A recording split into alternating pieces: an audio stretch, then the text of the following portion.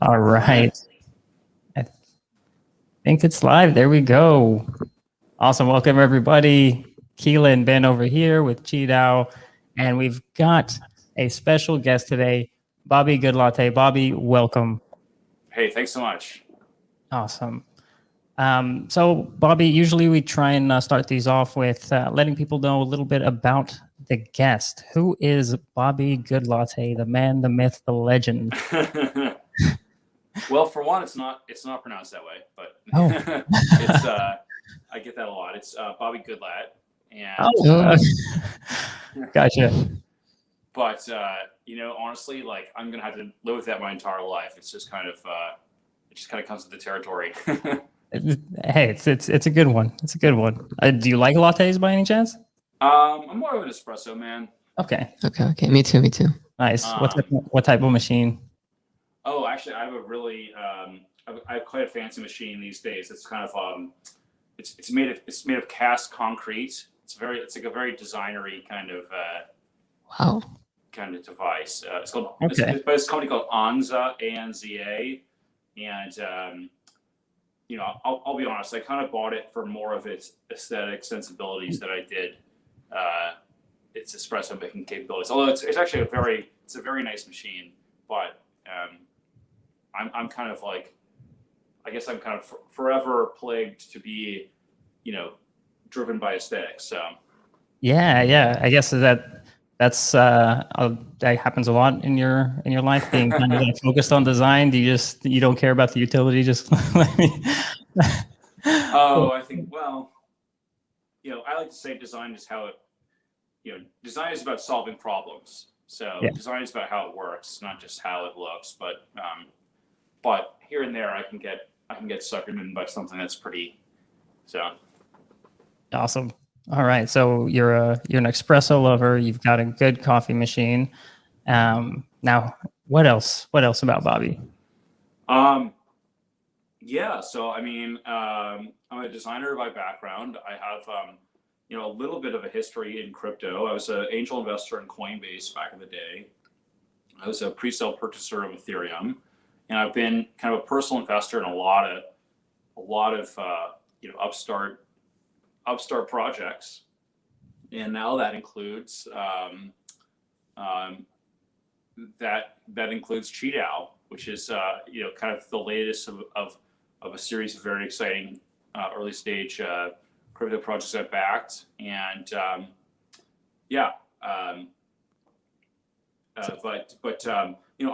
always kind of been very very exploratory on the early stage of things. When it comes to crypto. I'm not so much a dogmatist. I'm not so much like a maximalist, if you will. I'm always kind of interested in what's just around the corner, and so always looking to back new and exciting projects. And y'all kind of fit the bill, so I was excited to participate. Oh, awesome. Let's talk a little bit about kind of your journey through becoming a designer. How did you start? I think also looking at LinkedIn, you studied computer science. Yeah, which actually I think is like, when it comes to digital product design, it's like it's not a bad way to get your start, even though it's very it's not something that like is generally in the course offering when you go to a CS department, or even when you go to a design school. Like the idea of kind of merging CS and design is a pretty good one, and I encourage a lot of folks who are just getting their start to do that. But it's not something that you'll typically get advised to do. But yeah, so I was kind of like I was a relatively bad CS student in the sense that I did fine in my classes, except I didn't go to class terribly often, and instead I was working on these like side design projects, which wound up kind of landing me my job at Facebook back in the day. So I was an early designer at Facebook from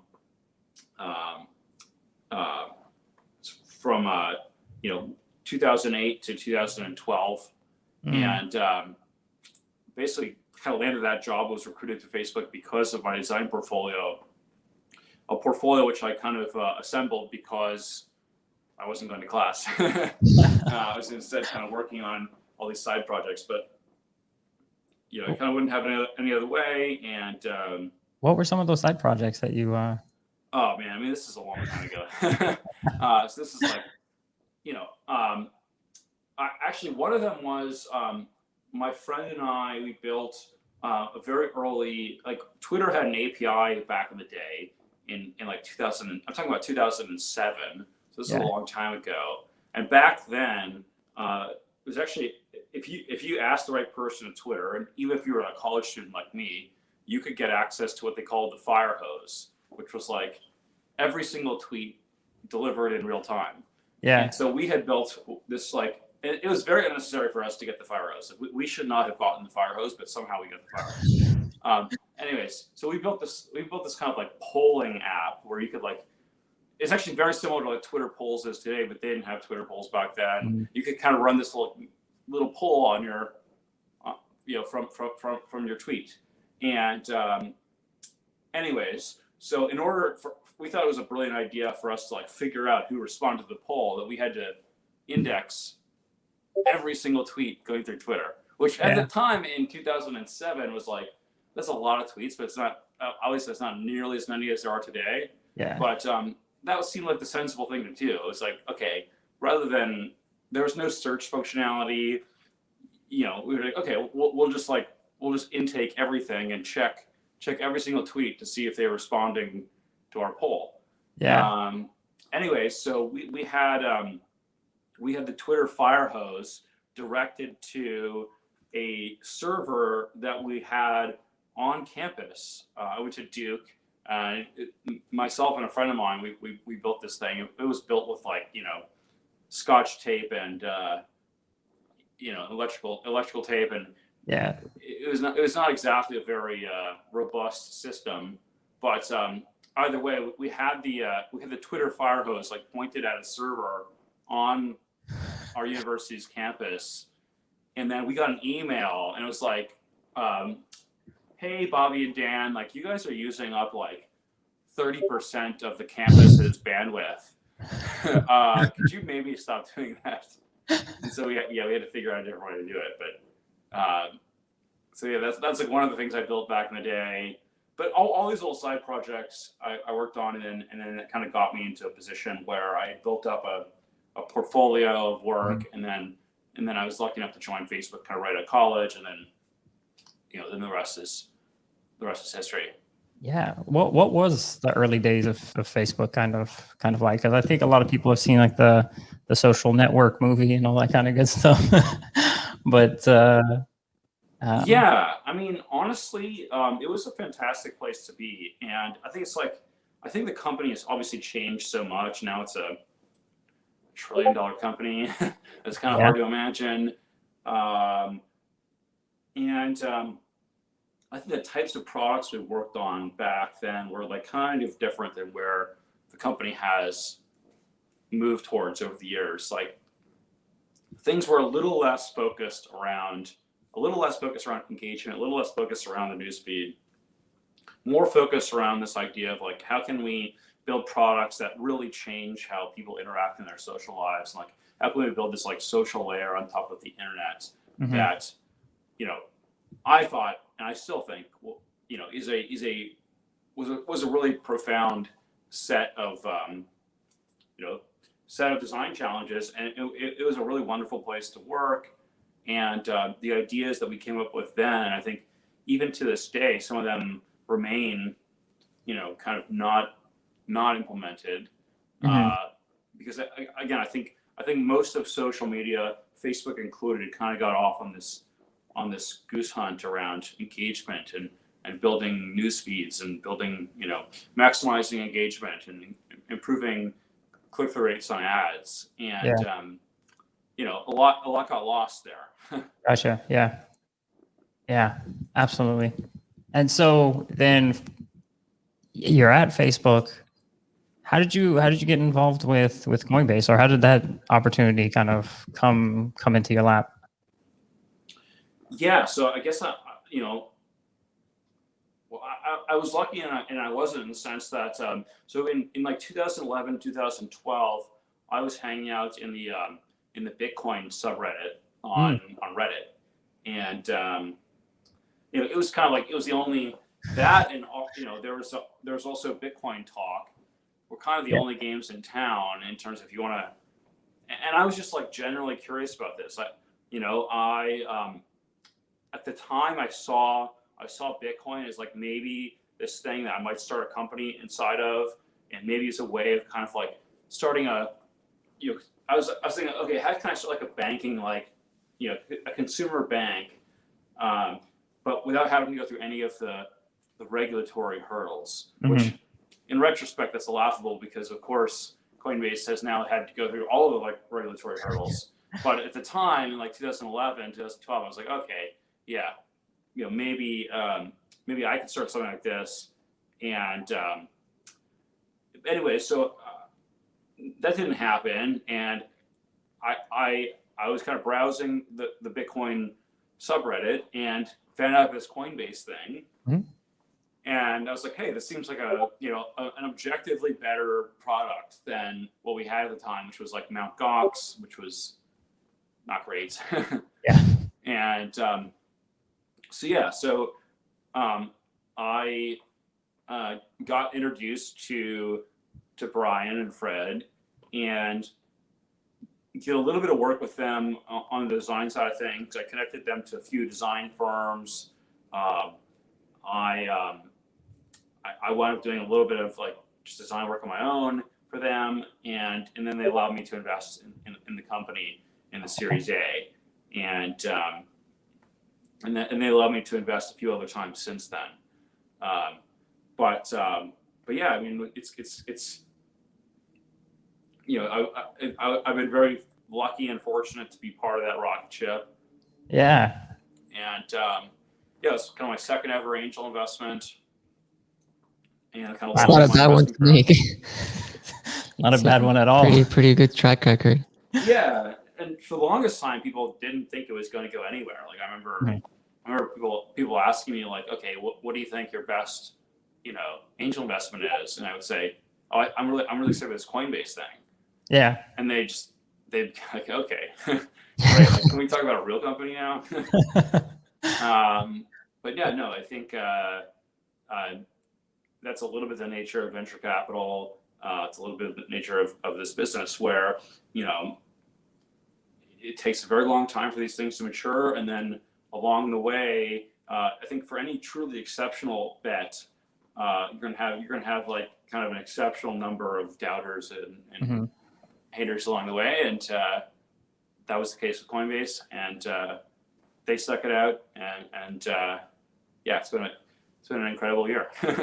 Oh yeah, absolutely. When was the moment where you were like, oh, like damn, this is the one? Yeah. No, this is actually a thing. Like, honestly, I mean, I don't mean to sound like too proud of myself here. Mostly because I've made some other incredible investments, but I've like always known that like Coinbase is the one. Like months after I made the bet, it was like, oh, like if you had asked me like what's the one company that you invested in that you're really, really excited about, it'd be like, oh yeah, Coinbase. Yeah. And that was true. Like you could have asked me like June of 2013, and I would have said I was like Coinbase. Yeah. And for what it's worth, I still feel that way today. I think the company is kind of perennially underestimated, especially in these kind of bear market environments. But yeah. Oh, and what was that kind of pitch like when they were first talking to you about Coinbase? How has it changed since they started? Well, for one, it was more of a pitch of myself to them, which I think, like, for anyone looking to break into venture investing at all, it's like, I honestly think that the approach of saying, okay, let me go find something that I've done a lot of research about, that I feel really excited about, and then let me go pitch myself to them, rather than being dependent upon, oh, I'm going to get all this deal flow coming in, and I'm going to get pitch after pitch after pitch, and I'm going to sit back and wait, and the right deal is going to come across my desk. So, well, sometimes the right deal doesn't come across your desk, and sometimes actually the best use of your time is to go hunting and to go spearfishing, and yeah, that's kind of what that approach was. So there really was no pitch from them to me, in the sense that, like, I had already done my research. I used the product as it existed back then, which wasn't much, but I used it. And I was like, hey, yeah, this is so much better than Mt. Gox, and I know it can get so much better still. And so it was actually, it wasn't really a pitch from them to me. It was really a pitch from me to them. And to be frank, like, all of my best investments have followed that pattern. Got you. I guess, how do you now look for investments, or maybe let's just say, what does now a day for Bobby look like? What do you do day to day now? Well, now I have this small fund, and we've got so myself included, we've got 3 designers on staff. It's called Forum Capital, and so, you know, we're not just crypto investors. We invest in kind of all sorts of different companies, different projects. We backed a couple of crypto projects, but mostly we're kind of a traditional fund. But our whole idea is that we make an investment, and then we follow it up with hands-on design support. We call these design sprints. We spend about 40 to 60 hours with each one of our companies doing real hands-on design work with the companies, and so that takes up a lot of my time. But then, you know, I've lately been, again, trying to get back into this mode of, like, of more spearfishing, because I get a lot of inbound deal flow, and I do act on a lot of that deal flow, and I have a lot of like peer funds that I co-invest with, and I'm an LP in a lot of funds. But I've found my best successes have kind of been when I can sit back and then just get, like, genuinely excited about new things. Yeah. And I kind of, like, have that space to get excited about something. Yeah. Which I think is very hard to do when you're just on the receiving end of, like, pitch after pitch after pitch. It's very hard to get genuinely excited about things. Yeah. And so I've been trying to do that more and more. And so as a result, I kind of, like, take fewer meetings. I'm trying to create more kind of white space in my days right now. Nice. Because that's kind of, frankly, like, where I've found the most success. And I think part of being a good investor is kind of understanding your circle of competence and saying, okay, where have I in the past, like, you know, what's my strike zone been? You know, where have I really done well? And let me go back and revisit that, and kind of just, like, you know, keep if there's a certain type of pitch that I seem to knock out of the park, then I should just try to receive as many of those pitches as I can. Gotcha. Okay. I love that. So you talked about getting excited in different areas. What excites you about DeFi? Like, what are the things in DeFi that really get you going now? Well, I have to say, playing around with QiDao has actually been one of these experiences where I'm like, oh wow, like, I think in many ways you guys have created this this kind of on-ramp to the Polygon and Matic ecosystem, where it's kind of this obvious first place to go, where, you know, I've obviously done a lot in Ethereum based DeFi, and I think the challenge there is, like, you know, when you want to kind of just poke around and play around, you spend $40 on a transaction fee and you wait 15 minutes, whatever it is. Yeah. And I think there's a really big difference between that and spending, like, 1 penny on a transaction fee and waiting, you know, 15 seconds. And that kind of affords this playfulness and this creativity and this like exploratory mindset that you can have inside of the Polygon and Matic ecosystem. And again, I think if there's anywhere it's like a good first place to start, it's you know, it's like, okay, you kind of get your first amount of Matic, and it's like, okay, why don't I lock it up inside of QiDao and get a little bit of leverage, you know, maybe reinvest that into something, maybe do some of these you know, liquidity pool contracts, but you can do all these things, you can play around with all these things in a very kind of like low commitment environment. Where you can just say, okay, let me try this thing. Okay, that didn't work out. Let me kind of trade it back. And it's a very different sort of, I think like speed and like, yeah, speed and efficiency makes a massive difference, because, you know, my kind of like speed of learning inside of the Polygon ecosystem is so much faster, just because I can try something. And if it doesn't work, I'm just, okay, let me unwind that. And you can just kind of like play around in a way that you can't really play around when things are so expensive and when things are so slow. Exactly. But when things are cheap and when things are fast, like you can actually just kind of play around with things. Exactly.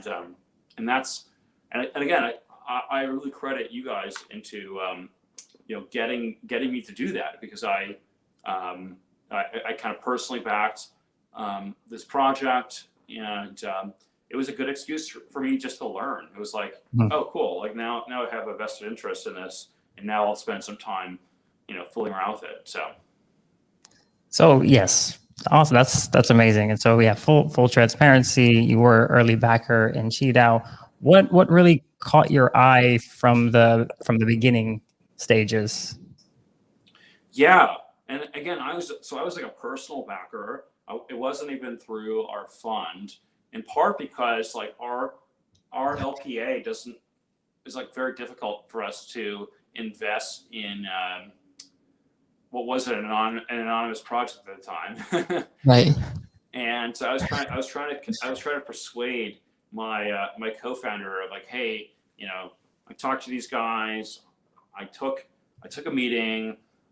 He's like, okay, what was the meeting like? I was like, well, I you know, it was me on a Zoom call, you know, chatting with like a cartoon avatar, and I think we really should put some money behind this thing. And he's like, yeah, maybe we shouldn't, but I nevertheless, I was convinced personally, and so I did it personally. Again, like I'm, you know, when it comes to crypto, like I'm always hunting for what's next, and you know, I think folks that are kind of these you know, these maximalists, these dogmatists, it's almost as if it's like, you know, imagine like, you know, Netscape came out in the 90s, right? And imagine someone saying, okay, I'm a Netscape maximalist, and like I don't, anything else that comes after Netscape is like I'm going to call it an alt startup. Yeah. Okay. It's not even a real startup. It's an alt startup. And every internet startup that comes after Netscape is an alt startup, and that's kind of how I feel like a lot of folks in the crypto world can be about being open-minded about new things. And so I've always found, you know, it's been extremely beneficial for me to have been so open-minded over all these years, and to have been lucky enough to invest in like so many early stage projects, and I'm going to keep doing that. You know, I think like you talk to, for example, like a Bitcoin maximalist, and you know, even if they've been a Bitcoin maximalist for like as long as I've been in the crypto space. So let's say they've been a Bitcoin maximalist for the last 8 years. Yeah. Now they probably did very well off holding their Bitcoin, but they would have done even better had they just been more open-minded. Like they left money on the table every single time when it comes to like the Ethereum pre-sale, Uniswap, 0x, now QiDao, you know, Polygon, Matic, Solana, all these things where it's like, okay, great, you did just fine, but like strictly speaking, like you were in the room when these things happened and you didn't jump on them, and like, why is that exactly? Yeah. You know, I think a lot of it comes down to people. It's just like, for some reason, people get very religious about this stuff, and I never have. But yeah, we've definitely met some people that are like, I don't know, I like this chain and I'm staying in it. Everybody has to, right? Like not just Bitcoin, you know, you'll see the Hederos of the world, Constellation, like everybody has like their kind of maxis. But Yeah, and look, actually, I think it'll be a healthy. I mean, you probably already have QiDao Maxis. we have a And that's couple. that's a healthy enough sign. Look, I'm very, very bullish on what y'all are doing. I'm not a maxi, but I hope that you do have maxis, because, the more cultish the community, I think the oftentimes the stronger it is. But I can't personally intellectually get behind that, but I hope that y'all do have maxis. I think we got some pretty passionate people in the Discord and Yeah, the Discord Telegram. and Telegram. Yeah. I've been watching it. Yeah, it's been pretty impressive. Like, yeah, it's been a real thrill to be kind of on the rocket ship here with y'all. Thank you. Yeah. Yeah. Happy to have you on that on this journey as well. Ben, do you want to? Yeah. So I kind of wanted to know a little more about where you think DeFi is going from here, or where at least it should go from here. What are the next steps you see being needed within DeFi?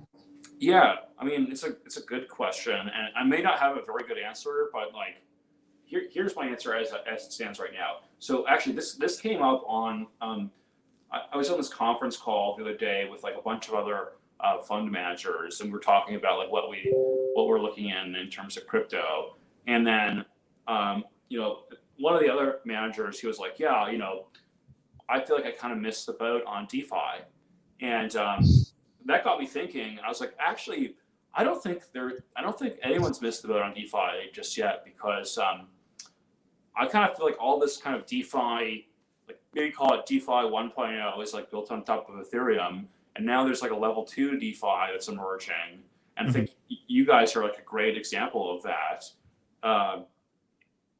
And like in that way, you haven't missed the boat at all. And like, if kind of level 1 DeFi, requires, again, like $50 transaction fees and waiting 15 minutes, no one's going to use that, to be blunt. Now it's very powerful, and obviously people do use it, and there's a lot of activity. But like, in my mind, I think, like, how many people would have used a product like Facebook had there been, every time you click the mouse, it takes 15 minutes and it costs $50. Right. Yeah. That's a little bit of a strange analogy, but you get my point. Yeah, exactly. And I think it's like, okay, well, now with these level 2 solutions, like, we might actually see, like, I think we were kind of rate limited on level 1, and the only people that really were using these things were people that really, wanted to suffer through it, or like, oh, I want to buy this new token, and the only way I can do it is through this DeFi exchange, and so I'm going to spend my $50 and wait my 15 minutes. Yeah. Versus now with these level 2 DeFi exchanges, again, you can be more playful about it. You can kind of just like play around with things, and so I guess my boring answer to the question is, like, I think we're just going to, like, have this period of rebuilding a lot of what we had on layer 1 on top of layer 2, and it'll be a lot of like more of the same kind of stuff, but much faster, much cheaper, and like way more people. I think. Yeah. Right. I think accessibility. Yeah, I think we're just kind of waiting for the shoe to drop in terms of, like, there's going to be so many people joining these level 2 solutions, and yeah, so like, honestly, I think in that regard, like, there's a little bit of an obvious future in front of us in terms of, like, we've seen what works on level 1, and now we just need to have that roll out in level 2. Mm-hmm. Yeah, and I've seen so many people in the Discord and just, you know, people I know that have nothing to do with DeFi just coming in now. Right. I think we really passed that initial phase of like the innovators. We're really beginning to see like some mass, like some of like the masses coming in, and yeah, I think it's very important to be open, Well, like be inviting, Yeah. educative. I think another piece to that is design. Design's going to need to be a really big piece of Right. getting more people into this new DeFi world. I'm sorry. Yeah. Yeah. And again, like I think, you know, I take a very expansive outlook on what design means, and I think a big component of what makes great design is speed and responsiveness. So like if you have a product that is just slow and you kind of you start a transaction, it takes 15 minutes, like that just can't be good design. Like you're just fundamentally constrained there. And so all of a sudden in this kind of level 2 environment, we actually now have the affordance to have great design. Mm-hmm. And so I'm really excited to work with y'all and to help kind of foster design thinking inside of your project. And so I know I'm kind of overdue to kick in some cycles with y'all, and I'll be helping out as I can. No, yeah, like love that. I think a lot of people were also super excited about the dark mode that that generated. I think the price of cheat went up when we released that. I think people were very excited. I mean, that's only appropriate. That's Yeah, I don't use dark mode now. Having a dark mode like instantly doubles the value of the project. Honestly, have you seen my mode now with the little like the little like night cap? I don't know what it's called. Night cap, yeah. Yeah. No, that's fantastic. In terms of DeFi, since we're on this topic, what are your thoughts in terms of stablecoins in general, like the role that they play and kind of right. Mm-hmm. Well, it's been an interesting time for stablecoins over the last, and obviously you guys can maybe speak to this more so than me, but I've just been kind of an observer of this. But obviously, with the collapse of Titan, that's one kind of elephant in the room. We've also seen more discussion about central bank backed stablecoins, Mm-hmm. Mm-hmm. whether that's from the Chinese government or from the American governments. Like I think that's very interesting. Again, I'm kind of the opinion that there's room for a lot of these projects. I think one-to-one backed stablecoins like USDC, or maybe what these central bank coins might look like, those have their place. But a stablecoin like what y'all are building also has a place, and it kind of serves a different niche. Mm-hmm. Again, it's kind of part of that DeFi stack. It's part of that ability to get leverage on collateralizing your investments. Again, like I kind of see a future where there's a number of these things, and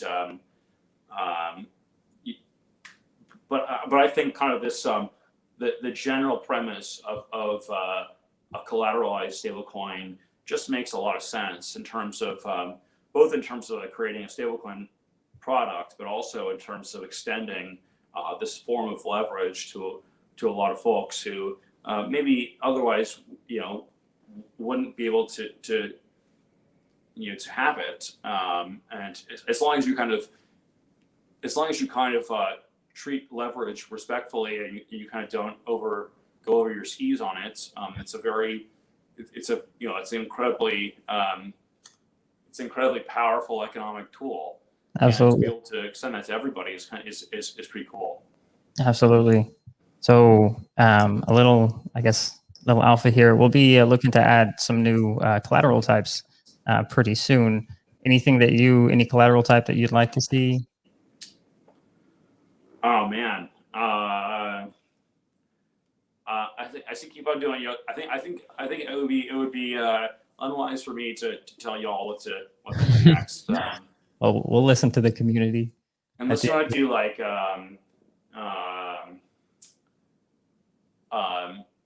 you said you were in Ethereum pre-sale, so Ethereum would be great. Yeah, I was gonna go even crazier. I was saying you could like collateralize like Magic the Gathering cards. So then you've got me. Okay. I don't know how you do that one though. You have to somehow tokenize them first, and then yeah, some NFTs. Yeah, so if we can get kind of like collateralized Magic the Gathering on QiDao, then then you become a maxi. Then I become we got to allow to coding.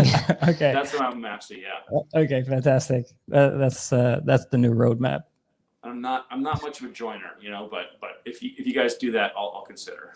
Okay, fantastic. Perfect. Yeah. So what is one thing I think you would ask the Polygon community, our viewership? And this can be for you as Bobby. It can be as for your firm as well, Form Capital. What would you like to see from the community, or how can the community help you? That's a good question. I mean, I would love for. I think the Polygon community in particular has this potential to be design leaders and to come up with kind of the next, the next generation of great design patterns for these interfaces. So even as I've been working with you guys, it's interesting, kind of like, looking at just the standard conventions in design that have kind of emerged over the years. Like, okay, here's how we build one of these DeFi apps, and I think again with the speed and with the low cost that comes with Polygon, I think that affords this ability to be, on the bleeding edge of what design looks like, and actually maybe some of the design patterns that worked with Ethereum.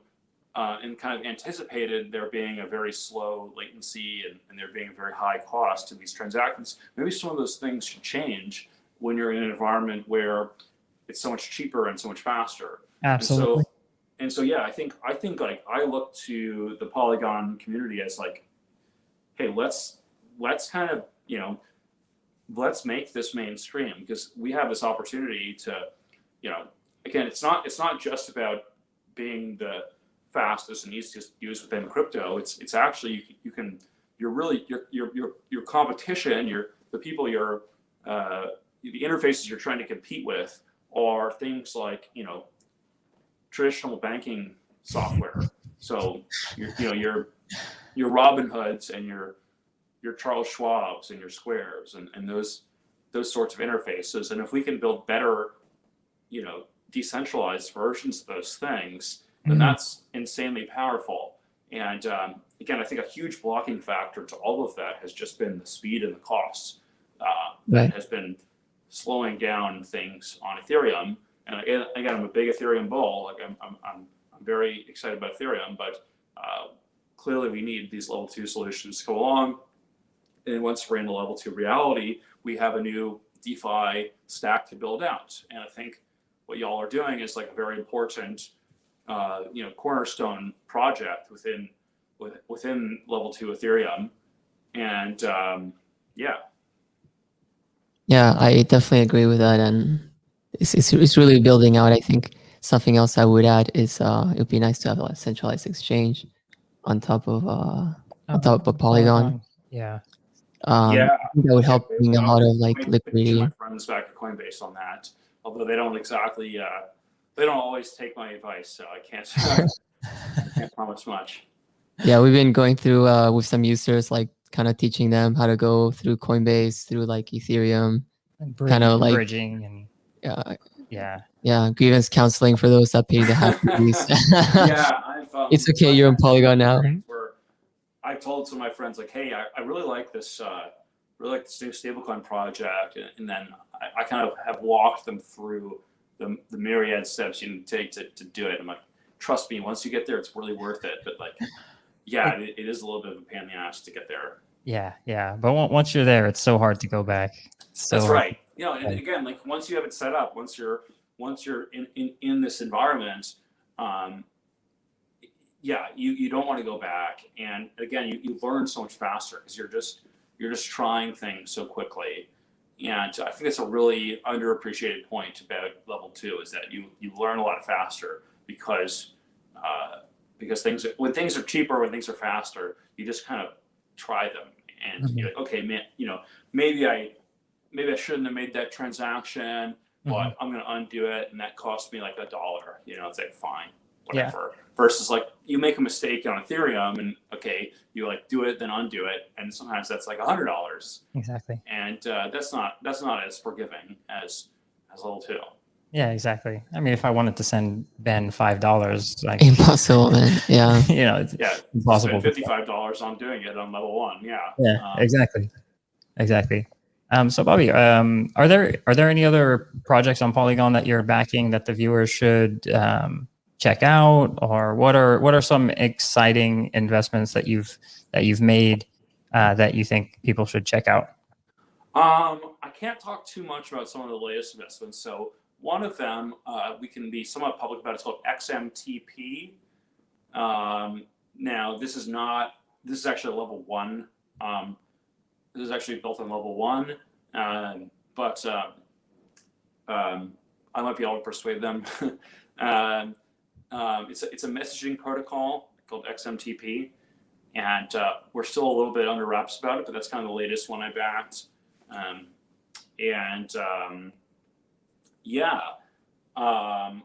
But actually, I'm kind of in this learning mode about Polygon level 2, and again, I really have to credit you guys to opening me up to this. And even when I've had friends where I said, "Hey, you have to get on this thing. You have to, you know, just play around with this," and they're like, "Yeah." They said the same thing. It's like I kind of just like, you know, trading in and out, doing things, you know, locking stuff up in different contracts, and again, it's more of this kind of playful, experimental learning process, and like I think that's a great environment to discover, you know, to discover a new investment, to discover, you know, what's coming next. Because I think an underappreciated piece of investing is this idea of play, and like to be able to get, and like when you can play with something, you can kind of get, you know, genuinely excited about it. And I think that, again, it sounds a little cliche, but like that ability to be just genuinely fired up about something, to be like genuinely excited and actually care about the things that you're investing in, is it's very important. It's actually very rare. I think most investors sort of just like get pitched here and there, and they just kind of take on pitch after pitch after pitch, and they wind up investing in things that don't actually get them terribly fired up. Yeah. And so one of the nice things about crypto, and again, I really think this way about level 2, is that if you can just have this kind of sandbox environment where you can play around with things, like you can actually cultivate that genuine excitement about things in a way that's actually very difficult to do in a lot of like traditional investing. And again, I think like the biggest critique you could make of most investors is that they just don't like care that much. And yeah, I think like the ability to play around cultivates that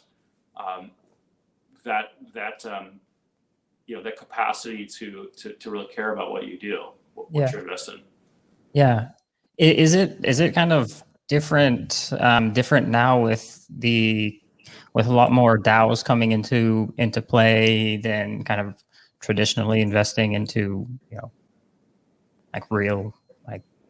And you know, right, I think it's going to create more conflict situations. Like, like I talked about, where again, this was a personal investment of mine, not through the fund. And I think more situations like that could emerge. And then we might have to just be a little bit more radical about how we consider things to the fund. And we might, again, so this XMTP bet we made was through the fund, and we're very excited about that. And we're looking to make more crypto bets to the fund. But like, a lot of these DAOs are a little bit, they don't exactly, fit in the fit in the box of a traditional venture investment, where oftentimes our LPA has requirements around the sorts of things we invest in. And as soon as you say, okay, well, this is like a token offering, that's already a little bit far out off the reservation. Yeah. And then when it's like, well, this is an anonymous founding team, then I'm like, Josh, we got to do this because like, that Satoshi was anonymous, and so this is like the same thing. And no, he's like, okay, let's maybe not do that. But I got it personally. But yeah, I think I think DAOs could represent this new structure for starting businesses or starting organizations, and it really behooves venture capitalists to like figure out ways so they can invest in those things. Yeah, because I mean the space is going towards the DAO, so it only makes sense. And like I'm generally pretty bullish on DAOs. I think DAOs got off to a rocky start with the DAO back in the day, which actually. So I was an Ethereum pre-sale purchaser, but I'm embarrassed to admit that I got shooken off most of my coins around the time of the DAO hack. And one way I like to think about it is like, that I think that was a very unfortunately named project, because it's like, how dare you call yourself the DAO? It's like, no, we're gonna have lots of DAOs. Like we're gonna have many DAOs, and that was just the first one, and that was kind of this ignominious one. But there'll be more to come. I didn't exactly love the kind of the voting structure. It's kind of like this consensus. In many ways, the DAO is like a consensus venture capital firm, where like everyone voted on what they were all going to collectively invest in. I don't think it's a very good way to run a venture capital fund, personally. But I think that initial DAO kind of like soured a lot of people's thoughts around the entire concept of DAOs, which was a mistake. And it'd be like saying like, oh, this LLC was a bad LLC, so I don't like any LLC. It's like, no, of course not. Like, there's going to be many very important, very successful DAOs, and there already have been. Yeah. And I think there's going to be some conventions around like what are kind of the standard, what are the standard operating procedures. I think you guys did a very good job around defining what are the certain terms around vesting and governance and voting, and you've done a very good job of like extending a lot of votes to the community, which I think is very important and makes those governance tokens more credible, more interesting to people. I think there's going to be kind of this emerging set of like best practices of like how do you run a DAO, and again, I look to someone like yourself to lead the way there. Yeah, and I think a lot of people are also excited about the added utility for Qi once Qi staking. It's coming. I think. I can't wait. Yeah, we're really focused on making sure that every step is done very well. Really taking your time with it. But no, Qi staking is coming. Yeah. Absolutely. Yeah. Right now, I've got my I've got a liquidity pool staked, but I'm much more excited to just do the single asset staking with Qi. So, but I know you guys will ship it in all due time. Soon, TM. Oh man. Perfect. Bobby, we're really happy that you're part of the Polygon ecosystem and part of the QiDao community and family. Really thank you for coming out here and chatting with us today. Is there anyone else that you, any project or person that you would like to hear from next in a fireside chat? I don't know. That's a good question. Let me think about that. But maybe some more designers in the space. 'Cause I think I really do think that this is a great. This is one. It's a great time for designers to join the space because, good Lord, it's in such short supply. And like again, I think with something like Polygon, with something like Level 2, it kind of it unlocks an ability to have great user experience, because if it's slow and if it's expensive, it doesn't really matter how pretty it is. It's like it doesn't matter. Nothing else matters beside the fact that it's slow and it's expensive. Yeah. And so once you get to be fast and cheap, like now all of a sudden, you actually really have the affordance to have great design come in and be impactful. And so, yeah, I'd love to see y'all speak to some more designers in this space. I know a few. I can maybe suggest a few offline. I don't want to call anyone out just on here, but yeah, that'd be fantastic. What projects have you seen that you were really wowed by their design? Or yeah, I mean, we talked about some of this. Obviously Uniswap. Again, most of my focus has been on the Level 1 stuff, just because I think the Level 2 stuff is so early days. But that's where I would hope to see the most innovation, is because again, I think that's where that's where design can really shine. I have a good friend who he left recently, but he was the lead designer for 0x and designed an exchange called Matcha. I think that's a very nice design. Very well designed products. And then I think we also talked about how Sushi has a pretty good interface, and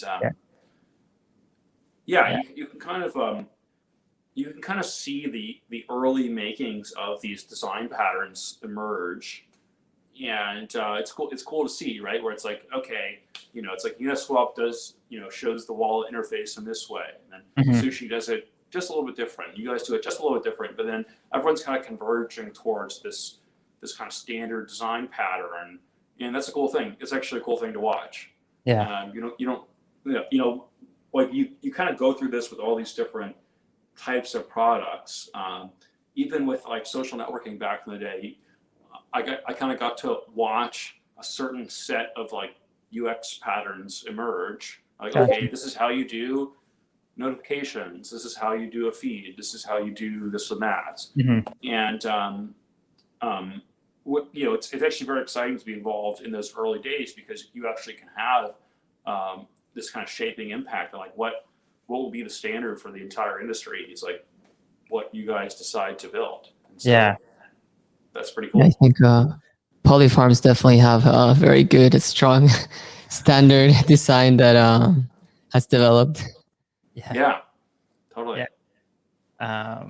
I guess another question, and then I'll shut up and let you get on with your day. I know we took up a lot of your time. What are some things that these projects can do to help entice designers to come into the space or to join a project?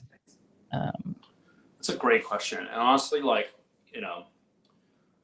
so I deal with this a lot, kind of in the kind of traditional venture business and in the equity business, kind of traditional non-DAO investing and in C corps and whatnot.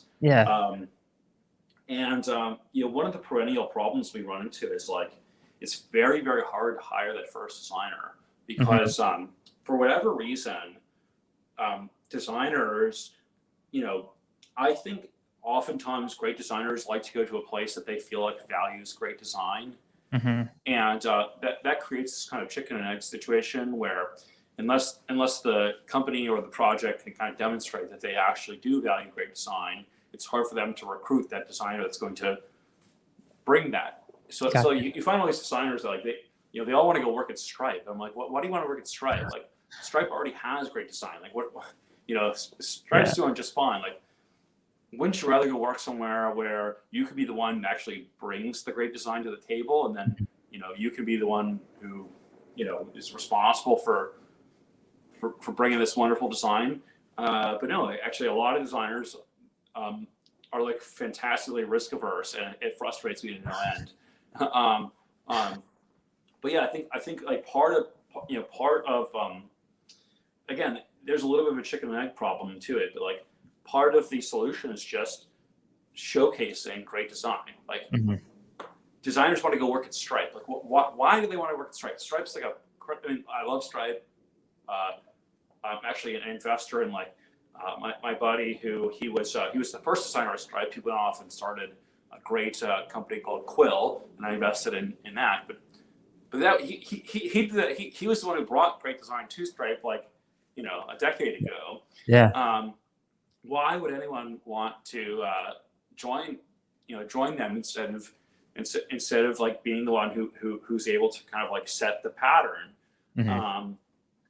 And so I think like as a company, as a project, you kind of just need to kind of beg, borrow, and steal to get to the point where you can demonstrate that you can display great design sensibility, and then you have this kind of like this compounding effect where all these designers want to come work for you.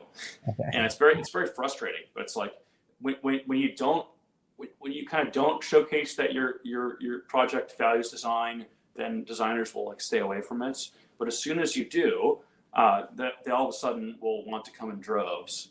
Gotcha.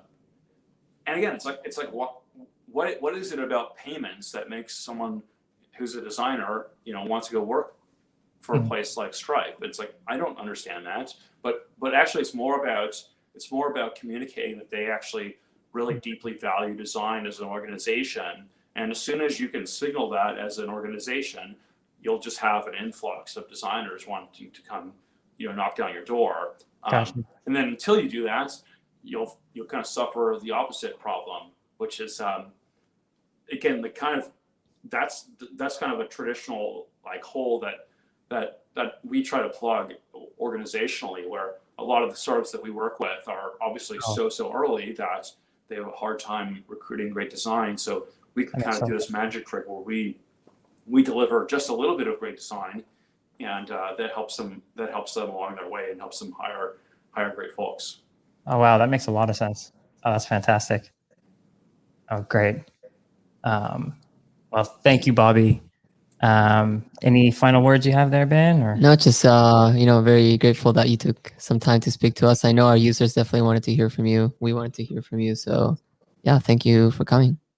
And people can just follow you on Twitter, right?